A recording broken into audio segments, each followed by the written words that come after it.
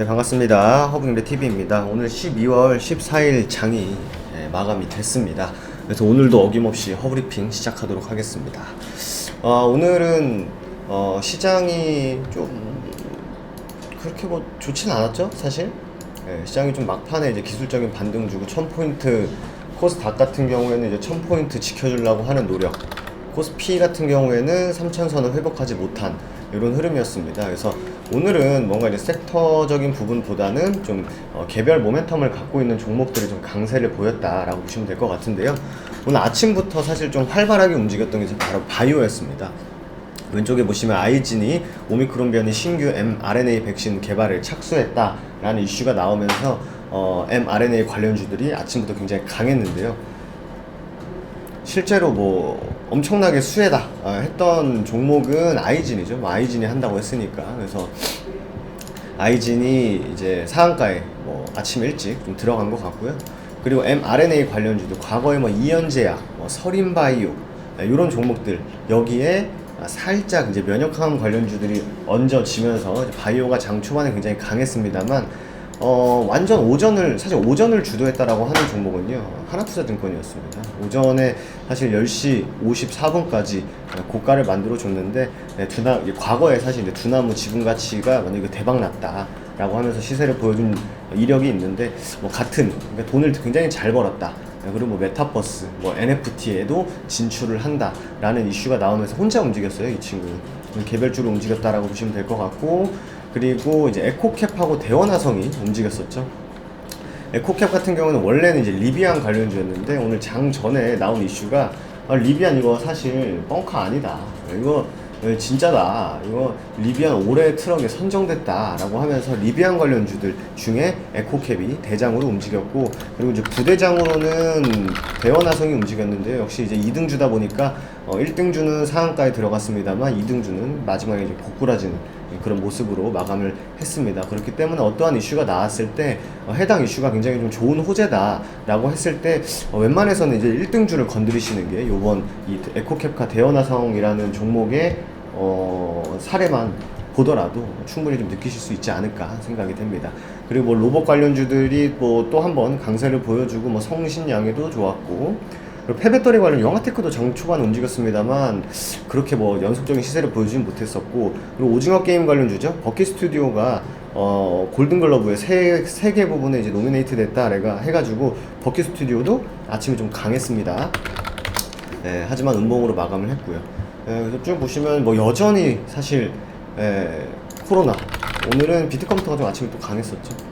쭉 가다가 빠지는, 계속 요런 좀 장이 좀 돈이 좀 부족하다 보니까 막 완전 끝까지 막 이렇게 계속 올라가는 그런 느낌은 좀 덜 한 것 같습니다. 그래서 뭐 넥슨 GT도 역시 좋았고, 넥슨 GT도 양봉으로 마감했는데 어쨌든 여기 보시면은 하나투자증권 말씀드렸었고, 그리고 오늘 대원제약이라는 종목이 또 상한가에 들어갔습니다. 이제 최근에 이제 치료제 하면은 뭐 일동제약, 또 세종메디칼, 또 뭐 있습니까? 뭐 국전약품, 또 뭐 있죠? 치료제약 여러 개가 있는데 갑자기 대원제약도 사실 최근에 이슈가 계속 나왔습니다만 별 반응을 안 하다가 오늘 이때다 싶었는지 상한가로 말아 올렸습니다. 대원제약도 역시 여기 보시면 여기 대원제약, 경동제약도 있었죠, 참.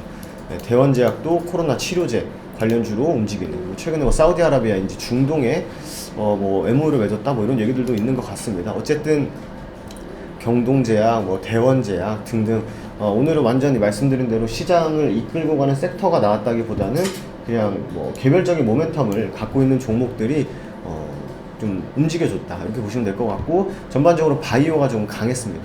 바이오가 좀 강했고, 반대로 삼성전자는 뭐 양봉으로 마감했습니다만 뭐 반도체가 다시 한번 올라가는 느낌 보다는 바이오, 거기에 이제 면역항암 쪽 JP모건 헬스케어가 있지 않습니까?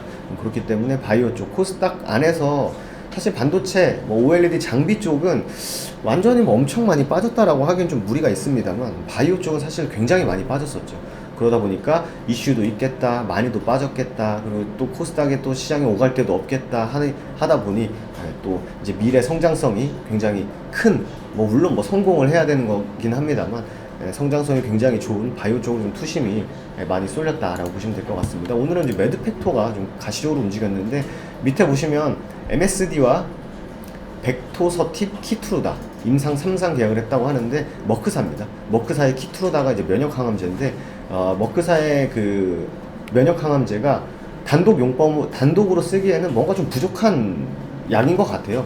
그러다 보니까 우리나라 기업뿐만 아니라 다른 제약사들과의 병용 요법을 하기 위해서 뭐 머크사가 실제로 뭐 투자도 해주는 것도 있고 아니면 우리 한번 같이 해보자 하는 부분도 굉장히 많기 때문에 JP모건 헬스케어 보시면요 실제로 참여하는 기업 중에 머크사와 이제 협업을 하는 기업이 굉장히 많습니다. 그런 기업들 눈여겨서 보실 필요가 있다라고 말씀드리도록 하겠습니다. 오늘은 뭐 상한가 간 종목들을 보면은 말씀드린 대로 코로나 치료제 개별적으로 대원제약, 아이진, mRNA 뭐 백신 착수, 그리고 에코캡, 리비안, 그리고 뭐 가시적인 상승 보였다 하면은 뭐 요 정도? 유진로봇은 어디 상한가가 더 간 거고, 하나투자증권은 좀 윗골이 좀 달아줬고, 성신양에도 윗골이 좀 달아주고, 다 윗골이에요 지금.